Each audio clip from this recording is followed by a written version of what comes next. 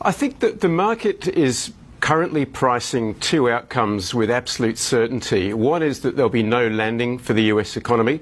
Recession has been cancelled, or recession risk has been cancelled. And the second is that the job is done on inflation. Now, just turning to those two kind of tail risks for a minute. If we look at inflation, we've now had inflation prints for 35 consecutive months above 3%.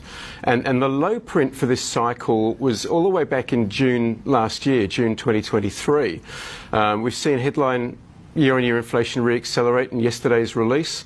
So I think it's premature to assume that the job is done on inflation. In terms of recession risks, yeah, look, I mean, when the stock market's trading at all-time highs, nobody believes a recession is possible at all. But when you look at a lot of the forward-looking data, I mean, manufacturing has been in constriction territory for 16 months.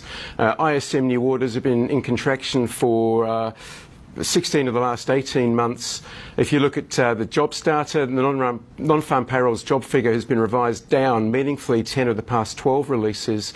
The Conference Board leading economic indicator has been in contraction for 15 months. These are all signs historically that would have pointed to a recession. Now, people talk about long and variable lags with monetary policy.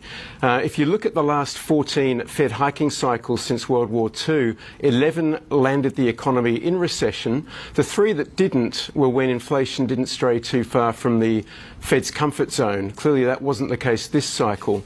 Now, the average lag from the first rate hike to the onset of recession is 26 months, which for this cycle would bring us to May. So we've still got a couple of months to see whether or not we end up in a recession or not as a result of the Fed hiking cycle.